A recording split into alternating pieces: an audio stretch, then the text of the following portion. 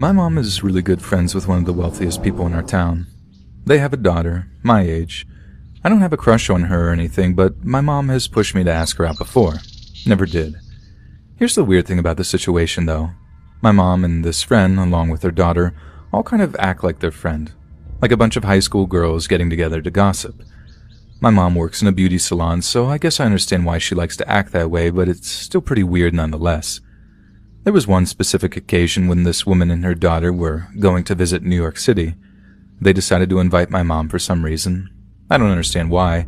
I guess they really were better friends than I had previously believed. But my mom decided to say yes. So it was just me and my dad at the house, but here was the thing. They didn't have a dad at home. Their house was going to be completely unsupervised for the entire weekend. I was in my early 20s at the time, so I guess they thought it would be a good idea to ask if I would watch the house for them, which I agreed to do. I didn't get paid or anything, but they said I was allowed to eat as much food as I wanted, and considering that they were rich, I thought, why not?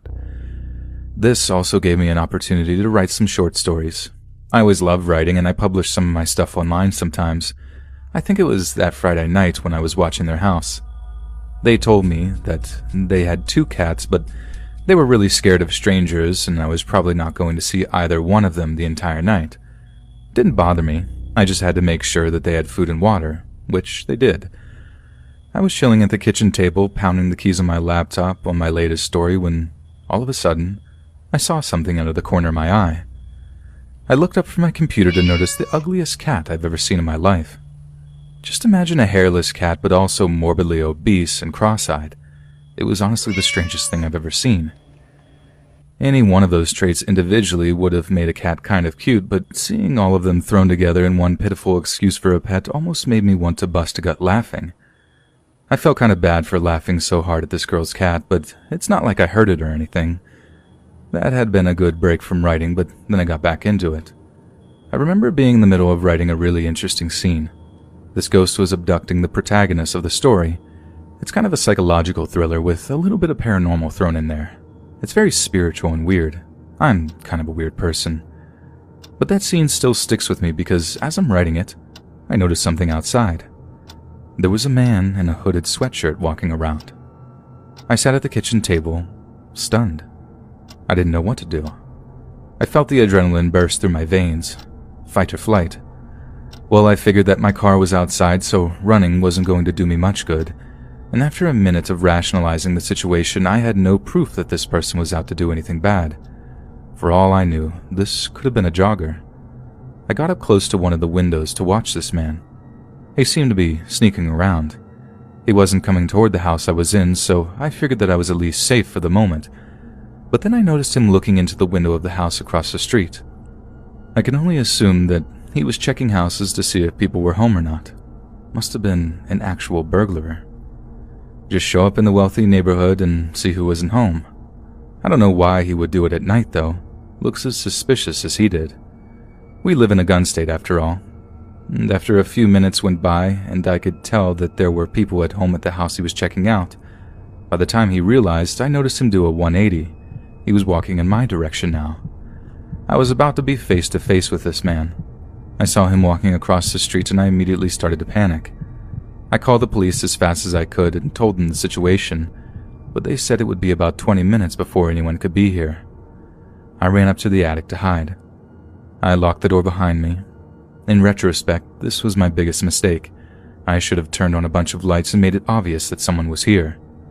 I'm good at thinking, just not in the moment. The house must have looked uninhabited by the time I had gotten up to the attic. This made the house the perfect place to burglarize and steal everything.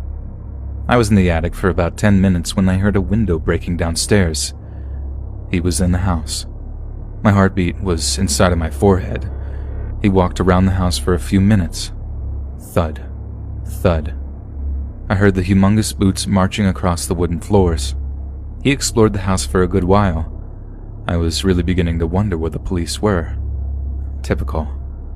I heard him get close to the attic entrance, and that was the moment that pushed me over the edge. I started screaming at the top of my lungs that I had a gun. I told him that I was going to shoot his head off if he didn't leave the house immediately. And to my absolute shock, he ran away. I watched him run down the street as I looked on through the window. It appeared that this guy was even more scared for his life than I was. The police eventually got there and I told them the entire story from beginning to end.